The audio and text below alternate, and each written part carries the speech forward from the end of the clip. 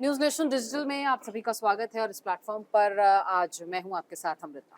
और मैं हूं आपके साथ संजय यादव। आपको बता दें कि पूरे देश में इस वक्त चर्चा इस बात को लेकर कि सबसे ज्यादा मंत्रालय अगर किसी को मोदी 3.0 में मिला है तो वो बिहार राज्य है। अमृता, बिल्कुल, ज़ाहिर तौर पर बिहार की किस तरीके की धमक 3.0 में देखने को मिल रही है और बिहार की अगर बात करें तो वाक़ई में कद इसलिए भी बढ़ा है क्योंकि 8 जो हैं मंत्री वो बिहार से मोदी हम्म 3.0 कैबिनेट में आपको नज़र आते हैं और इन 8 मंत्रियों की अगर बात करें तो 4 ऐसे मंत्री हैं जिन्हें कैबिनेट का दर्जा हासिल हुआ है और 4 ऐसे मंत्री हैं संजय हम्म जो राज्य मंत्री के तौर पर सेवाएँ आने वाले हम्म समय में निभाते हुए नज़र आएँगे और इसमें जो चर्चाएँ कैबिनेट जो मंत्रालय दिए गए हैं हम्म उसमें आप नीतीश कुमार की पार्टी हम्म से लल्लन सिंह की बात कर लीजिए, आप चिराग पासवान की बात कर लीजिए, आप जीतन राम मांझी की बात कर लीजिए और एक जो मंत्रालय है वो बीजेपी के हिस्से में गया है। तो 4 कैबिनेट जो मिनिस्टर्स हैं, उनमें हर पार्टी को जो है वो बराबर का वो मौका दिया बड़ा गया है। चेहरा जो है गिरिराज सिंह। हुँ, लेकिन अब सवाल ये है कि जो तीन अलायंस है जिसमें जेडीयू हो गया, जिनमें एलजेपी हो गया और एक हुँ, हम तो खैर एक सिंगल पार्टी उनकी सिंगल सीट है, लेकिन इसके बावजूद अच्छा खासा खासा पोर्टफोलियो मिला है। तो इन तीनों को लेकर चर्चा करते हैं कि असल में इन तीनों या फिर भारतीय जनता पार्टी समेत जितने मंत्री इस वक्त बनाए गए बिहार से, बिहार को कितना फायदा होने वाला है, बिहार की राजनीति में इसका असर कैसे होने वाला है और बिहार की आने वाले वक्त में राजनीति कैसे इससे बदलने वाली है। बिल्कुल शुरुआत ज़ाहिर तौर करते पर। हैं सबसे पहले चिराग पासवान से। देखिए चिराग पासवान की अगर बात करें तो खास बात ये है कि चिराग पासवान को फूड प्रोसेसिंग मंत्रालय हम्म दिया गया और ये वही मंत्रालय है जहां पर उनके पिताजी जो है वो अक्सर हमें नजर आते थे। तो हाँ, वही कुर्सी अगर आपको मिल रही है तो जाहिर तौर पर आपका कद जो है वो बढ़ता है अच्छा राजनीति एक में चीज क्योंकि और अब आपने देखा तक होगा शायद अमृता। एक शहजादे के तौर पर नहीं देखा जाता था वो लेकिन अब विरासत एक संभाल एक रहे हैं। तस्वीर मैं आपको बताता हूँ। चिराग पासवान इस बार जब ओथ लेने गए थे, हम्म, उस दौरान उसी अटायर में थे जिसमें कभी रामविलास पासवान आया करते थे। हम्म, जोधपुरी ब्लैक सूट था हम्म, और बियर्ड वगैरह लुक उनका होता था, हम्म, वो सेम दिख रहा था और इत्तेफाकन कहिए कि वही मंत्रालय मिल गया इनको। हम्म, तो बाप के छवि में एक तरह से बेटे की छवि अब इन्वॉल्व होती दिखाई दे रही है। हम्म, और चिराग पासवान ने इसके बाद बयान भी दिया था कि मैं बड़ा खुश हूँ और मुझे लगता है मेरे परिवार में मेरी माताश्री भी बहुत खुश होंगी बिल्कुल क्योंकि और उनकी वही जिम्मेदारी। तस्वीर जब आप देखते हाँ। हैं, जब आप वो ओथ ले रहे हैं और अगर आपने सोशल मीडिया उनका चेक किया होगा, तो इतना प्राउड हैं इस चीज़ हम्म को लेके कि उस दिन से मैं देख रही हूँ कि लगातार ओथ टेकिंग सेरेमनी से इतने रील्स उनके रील्स। इंस्टाग्राम पर आप देखेंगे, तो वो उसी मोमेंट को लेकर वो हुँ, इंस्टाग्राम रील्स जो है वो अलग-अलग तरीके से बनाए गए हैं और उस मोमेंट से अब तक वो रील्स जो है बनाए जा रहे हैं। आज भी इनफैक्ट एक रील अपलोड हुआ है, हुँ, तो आप देखिए कि वो क्रेज़, वो एक्साइटमेंट जो है, वो एक तो पिता की विरासत को हुँ, संभालना और एक आपको वही आपका कद बढ़ना, हुँ, आपकी पार्टी से तमाम सांसदों का हुँ, जीत के आना, हुँ, तो वो अपने आप में एक प्राउड मोमेंट तो था और उसी का नतीजा है कि वो जो रील्स हैं वो बैक टू हुँ, बैक सोशल मीडिया पर भी आप वो हुँ। जो है वो एक्साइटमेंट को देख पा रहे हैं। अच्छा, चिराग पासवान से मुझे लगता है कि न सिर्फ बिहार बल्कि पूरे हिंदुस्तान के लोगों को उम्मीद है, जिस समुदाय से वो आते हैं, जिस समुदाय को रिप्रेज़ेंट करते हैं, असल में वो बहुत रिचनेस वहाँ नहीं है। हुँ। वो एक पुअर लेवल कंडीशन वहाँ पर होती है और खाने-पीने की चीज़ों को लेकर या तो अर्न करते हैं, कमाते हैं, उस तरीके से उसके बाद खाते हैं। तो चिराग पासवान से कम ये उम्मीद होगी कि वो अपने क्षेत्र में उन हालातों से आपने इस समाज को यहाँ निकाल इस सकें। चीज़ का ज़िक्र किया तो यहाँ पर दर्शकों को एक और बात हुँ, बता दूँ कि अगर बिहार से 8 मंत्री जो हैं वो सामने आते हैं, जिसमें 2 नीतीश कुमार की पार्टी से आपको हुँ, मिलेंगे। कैबिनेट की अगर मैं बात करूँ तो कैबिनेट में 2 माफ़ कीजिएगा कैबिनेट का जो मंत्री है वो एक नीतीश कुमार की पार्टी से हुँ, आता है ललन और सिंह। हाँ, वो लल्लन सिंह हुँ, आते हैं और चिराग पासवान आते हैं और दूसरी तरफ जीतन राम मांझी आते हैं। मांझी एक और मिनिस्टर एक जो है है वो गिरिराज सिंह, गिरिराज सिंह, वो बीजेपी से आते हैं। कद्दावर तो नेता हैं। अगर इन 8 अगर राज्य मंत्रियों को मिलाकर बात की जाए हाँ। तो बिहार का जिस तरह से आपने ज़िक्र किया कि वो गुट कौन-सा है। हुँ, तो जातीय समीकरण को बहुत बखूबी बेहतरी से यहाँ पर जो है वो साधा गया है संजय। जिस तरीके से मंत्री जो है वो दिए गए हैं, जैसे आपने पासवान समुदाय की बात की, अन्य समुदायों की भी अगर बात करें तो हर हुँ। समुदाय को यहाँ पर जो है वो साधा गया है और रीजन वाइज़ भी अगर अच्छा। देखें तो पूर्वी बिहार में बोला जाता है कि बीजेपी का जो वोट शेयर है वो हाँ, अच्छा है, एनडीए का वोट शेयर। तो पूर्वी वहाँ बिहार वो उसको हिस्सा ज़्यादा है जो मंत्री भी मिले हैं। चंपारण का हिस्सा है। हुँ, असल में वहाँ से एक ब्राह्मण मंत्री को, ब्राह्मण चेहरे को हुँ, मंत्री बनाया गया। अगर आप उधर जाएँगे बेगूसराय की तरफ तो वहाँ से वो भी हालाँकि पूर्वी टच ही है, हुँ, लेकिन कहा जाए कि वहाँ से गिरिराज सिंह तब का दबदबा है हुँ, और गिरिराज सिंह आते हैं भूमिहार समाज से, हुँ, यानी अपर कास्ट को यहाँ हुँ, साधने की कोशिश की गई है। तीसरा ये है कि जो आपने कहा कि कास्ट इक्वेशन कैसे हुँ, बनाया गया है, जीतन राम मांझी और चिराग पासवान, हुँ, ये दलित समुदाय और बिल्कुल, उससे भी बिल्कुल। नीचे एक तरह से कहा जाए कैटेगरी अगर जिस तरीके से बांटी गई है, उस हिसाब से देखा जाए तो इस समुदाय ये बहुत बड़ा समुदाय है बिहार के अंदर।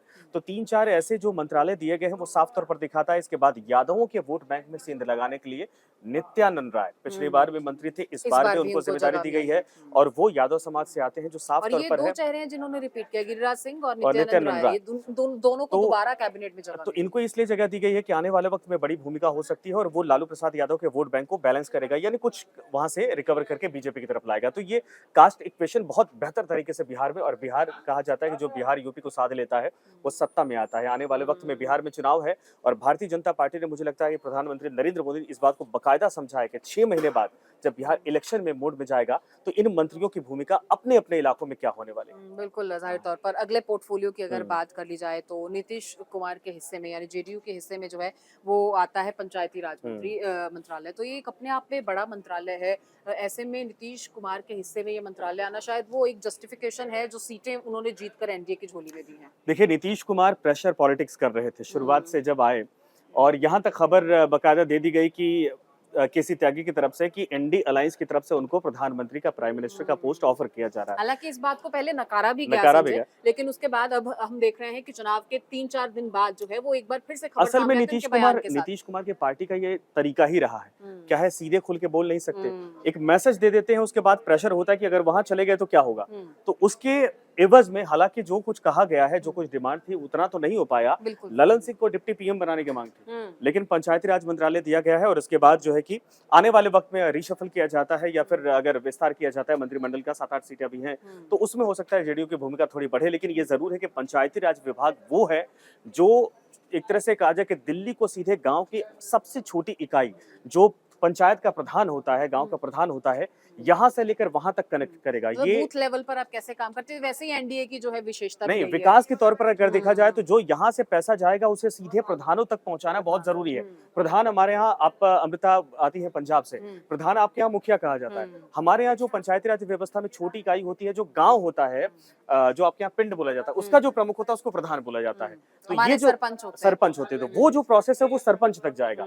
इनका काम यहाँ से लेके वहां तक सब कुछ मैनेज करना है और सारी योजनाओं को धरातल तक तो उतारना देखिए है। ये बहुत बड़ा बहुत काम। जरूरी है कि जब आप एक लार्जर पर्सपेक्टिव की बात करते हैं उसमें ये छोटी छोटी चीजें कितना बड़ा एक अहम रोल इसका रहता है। तो आप हायरार्की कैसे मेंटेन करेंगे, आप ऊपर से लेकर नीचे तक कैसे लोगों नहीं, तक सारी विकास योजनाओं परियोजनाएं जो है वो योजनाओं को वहां पहुंचाएंगे। तक पहुंचाना, इवन आप कहें कि जो मनरेगा योजना और तमाम जाती हैं वो सारे इसी मंत्रालय और के फिर अंदर इसी से आती आधार हैं। पर आप घर घर जाकर वोट मांगने के हाँ। काबिल होंगे, तो ये वाकई में बहुत जरूरी है। खैर, ललन सिंह मुझे लगता है कि इन चीजों में बड़े मैच्योर लीडर हैं, वो इन चीजों को निभा लेंगे। लेकिन क्या सिर्फ एक मंत्रालय से जेडीयू सेटिस्फाइड होगी, ये बड़ा गंभीर सवाल है। दूसरा राज्य मंत्री जो है वो दिया गया है, अब ये आगे देखना होगा कि क्या डिमांड्स आगे और बढ़ती हैं या हाँ, नहीं, खैर, क्योंकि अभी कुछ पोर्टफोलियोज हैं जिनका पोर्टफोलियो, बंटवारा हाँ। होना बाकी है। हालांकि ये भी लिखकर उसमें आया है, अगर आपने पर्चा पढ़ा होगा, कि जिनका अभी कोई डिविडेशन नहीं हुआ है वो अभी प्रधानमंत्री की देखरेख में है। तो आगे क्या होता है ये आने वाला समय बताएगा। फिलहाल मुझे लग रहा है कि जीतन राम मांझी की बात यहाँ पर हाँ। कर लेते हैं, क्योंकि एमएसएमई सेक्टर एक विशाल सेक्टर है और खासतौर पर मोदी सरकार के पिछले कार्यकाल की बात कर ली जाए तो एमएसएमई पे एक खास तवज्जो दी गई है, क्योंकि ये वो सेक्टर है जिससे आप एक्सपोर्ट करने के काबिल होते हैं। ये वो सेक्टर है जो देश की उन्नति में आपको ग्राउंड से मजबूती देता है। तो इसके प्रति सरकार का रुझान और एक प्रोग्रेसिव अप्रोच जो प्रधानमंत्री की अच्छा, रही एक है चीज वो और हमेशा देखेंगे से आप, इस सेक्टर को जब लेकर बजट काफी पास होता है तो एमएसएमई का अलग से जिक्र किया जाता है। बिल्कुल एमएसएमई वो सेगमेंट है, वो मंत्रालय है जो एक तरह से हिंदुस्तान की रीढ़ की हड्डी है। छोटी एक चीजों आम से आदमी लेकर को बल बड़ी देता चीजों है। का जो कंस्ट्रक्शन होता है वो सब कुछ इसके अंडर में आता है और उसकी प्राइस तय करती है कि हिंदुस्तान की आखिर महंगाई दर कहाँ जाएगा, या फिर जो है कि हिंदुस्तान की जीडीपी में बड़ी भूमिका होती है। अगर ये जब बढ़ता है तो अच्छा जाता है, डाउन होता है तो कम होता है। तो जीतन राम मांझी कहिए कि किस्मत उनकी इतनी अच्छी है, कभी वो मिनिस्ट्री में नीतीश कुमार के से बहुत नीचे थे, नीतीश कुमार की वजह से सीएम बने, उसके बाद बगावत की, पार्टी बनाई। अब देखिए ऐसा है कि सिर्फ एक सांसद अपनी पार्टी से अकेले हैं, गया से जीत कर आए और उनको इतना भारी भरकम पोर्टफोलियो प्रोफाइल मिला है। ये संकेत है मोदी सरकार का कि हम अपने जितने अलाइज हैं उनका हम ख्याल रखते हैं।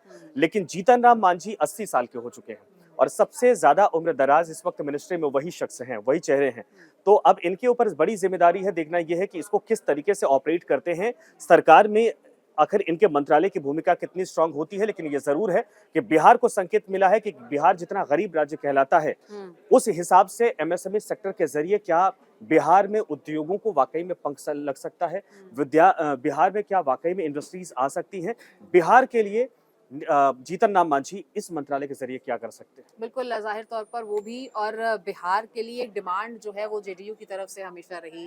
एक विशेष राज्य का दर्जा मांगा गया हमेशा से, और इसको बड़े मुखर होकर नीतीश कुमार ने कई बार अपने भाषणों में, संबोधन में जिक्र किया है। तो अब चूंकि कई चीज़ों को लेकर आप एक सहमति बनाते हैं और बीजेपी से लेकर बहुत ज़्यादा कंफर्टेबल नहीं रही है, तो क्या लगता है कि इस पर देखिए, कैसे? 2005 से अगर अमृता आप देखेंगी तो नीतीश कुमार कभी इधर कभी उधर रहे, कभी बीजेपी के साथ रहे तो कभी कांग्रेस और तेजस्वी यादव के साथ, तब लालू प्रसाद यादव का दौर था। नीतीश जब भी बीजेपी से अलग होते हैं तो विशेष राज्य का दर्जा वो मांग उठाने लगते हैं, और जब बीजेपी के साथ आते हैं तो उसके उस पूरे कार्यकाल के दौरान वो इस पर एक शब्द नहीं बोलते। इलेक्शन के पहले जब वो थे तब कह रहे थे कि भाई अगर केंद्र में वाकई में बिहार के लिए कुछ करना है तो इसको इम्प्लीमेंट करें, लेकिन अब इस बात को लेकर कोई जिक्र नहीं है। हाँ, तेजस्वी यादव ने यह जरूर जिक्र कर दिया है कि अगर आप जा रहे हैं, साथ में अलाइज हैं, तो आप बिहार के लिए इतना करिएगा कि आपकी मिनिस्ट्री आपके हाथ में होगी और आप भरोसेमंद साथी होंगे तो बिहार को विशेष राज्य का दर्जा दिलवा दीजिएगा। उधर दरअसल आंध्र प्रदेश को लेकर भी यही डिमांड है। लेकिन क्या ये आपको लगता है कि आने वाले समय में खटास का फिर से एक बेस बन पाएगा इसके? नहीं, ये मसला ही नहीं होगा। ये ऐसा मसला है जो बिहार को कभी मिल भी नहीं सकता, ये नीतीश कुमार भी जानते हैं। असल में बिहार की जो भौगोलिक परिस्थिति है, वो जो विशेष राज्य की कैटेगरी है उसमें कहीं से भी फिट नहीं बैठती है। तो ये नीतीश कुमार जानते हैं, लेकिन पॉलिटिकल एंगल ये निकाला इसलिए जाता है क्योंकि वहां पर जो रेवेन्यू जनरेट होता है, हाँ, बिहार में जो इनकम का सोर्स है वो बहुत कम है।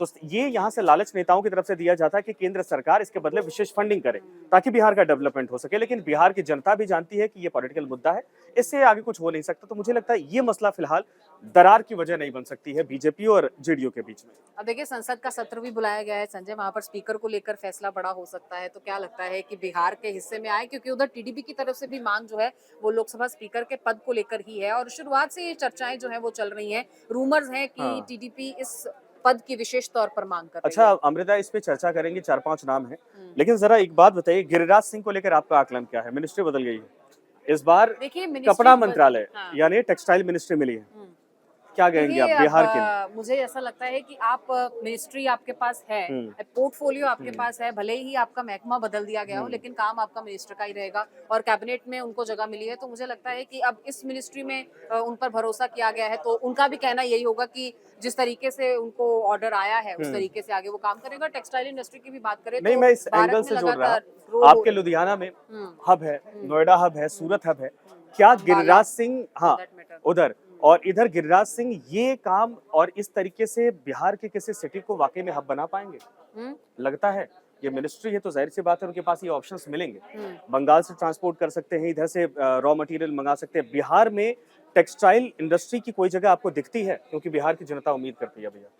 अब देखिए, बिहार में इंडस्ट्रियल डेवलपमेंट को लेकर हमेशा से ही एक सवाल रहा है, और बिहार में रोजगार की अगर बात करें तो उस लिहाज से इंडस्ट्रीज तो सेटअप होनी चाहिए, लेकिन अगर टेक्सटाइल की बात करें तो ये देखना होगा कि टेक्सटाइल इंडस्ट्री की रिक्वायरमेंट क्या है और बिहार उसे किस तरीके से पूरा करता है। क्योंकि सिर्फ आपके पास एक मैन पावर होने से मुझे नहीं लगता कि इंडस्ट्रियल सेटअप वहां पर हो सकता है। रीजनल आपके पास कितना सपोर्ट है, एक रीजन वाइज आप क्या सपोर्ट कर सकते हैं, फिर चाहे वो लैंड की बात हो, चाहे वो फिर वाटर सप्लाई की बात हो, आपके पास उतने रिसोर्सेज है कि नहीं, रिसोर्सेज, रॉ मटेरियल कितना दूर है, वो कितना कॉस्ट पड़ता है, तो ट्रांसपोर्ट कॉस्ट क्या पड़ेगा, तो ये सब चीजों का आकलन होगा, और मुझे लगता है कि आने वाले समय में इस पर फैसला होगा। ठीक है, चलिए बातें हैं राष्ट्रीय अध्यक्ष भारतीय जनता पार्टी, कौन लगता है कौन बनेगा?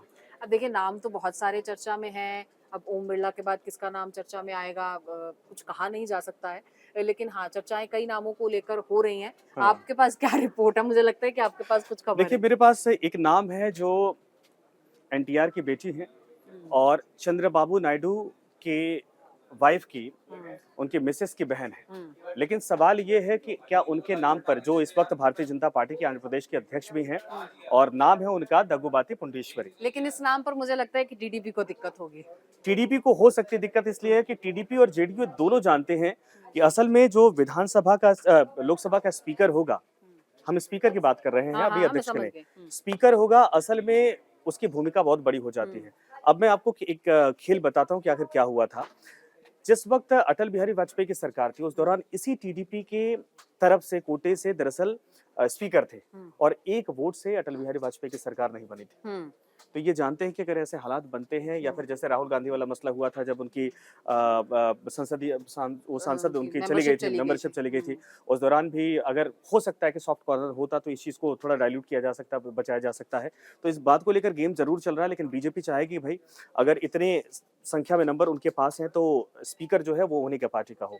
लेकिन टीडीपी बार्गेनिंग करने में बहुत आगे है। टीडीपी दोनों चीज़ों को लेकर चल रही है कि सरकार से हमारी बनी भी रहे और पावर का जो सेंटर है, कहीं न कहीं हमारे भी हाथ में रहे कि कोई भी इफ एंड बट होता है तो हम वहाँ पर अपनी स्थिति को मजबूत कर सकते हैं। लेकिन फिर देखिए दोनों ही जो बड़े दल हैं बीजेपी हुँ, के बाद एनडीए में, हुँ, दोनों की मांगों को कहीं ना कहीं उस तरीके से जस्टिफाई नहीं किया गया है। हालांकि कोशिश जरूर की गई, लेकिन जिस तरीके से मांगे हुँ। थी उससे कुछ कमतर ही जो है वो मिल रहा है। तो क्या आपको लगता है कि भविष्य में जिस तरीके की बातें अब इंडिया गठबंधन की तरफ से कही जा रही हैं वैसे कुछ हालात बन जाएंगे? देखिए, असल में क्या है ये नेचर के विपरीत है।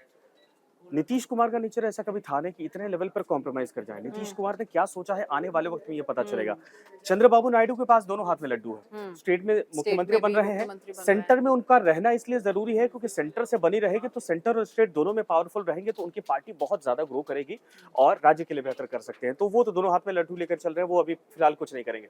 नीतीश कुमार के लिए जरूर है कि अगर कॉम्प्रोमाइज इस लेवल पे किया है उन्होंने तो क्या कर सकते हैं, या फिर विधानसभा चुनाव से पहले एक समय उन्होंने लिया है कि समय हमें 7-8 महीने का मिल जाए और 7-8 महीने के भीतर वो सोच सके। इस समय अगर मान लीजिए इंडिया अलायंस के पास जाते, सरकार नहीं बनती तो कुछ भी नहीं मिलता। ऐसे में मिनिस्ट्री मिल गई है और इंतजार कर रहे हैं। लेकिन हाँ, ये ज़रूर है बीजेपी ने दिखा दिया है कि अलायंस का हम एक तरह से सम्मान करते हैं, लेकिन ये नहीं कि आप मनमानी जो करना चाहेंगे, वो इस सरकार में चल जाएगी। ये तो संकेत तो है। सहयोगी दलों की हुँ। बिहार से क्या कुछ भूमिका रही है और कैबिनेट में किस तरीके से उसे स्थान देकर उसे सम्मान दिया गया है? इस पर थी आज की ये बातचीत। आपको अगर टॉपिक अच्छा लगा हो, बातचीत अच्छी लगी हो तो कमेंट सेक्शन में हमें ज़रूर बताइएगा। और बने रहिए न्यूज़ नेशन के साथ। Thank you.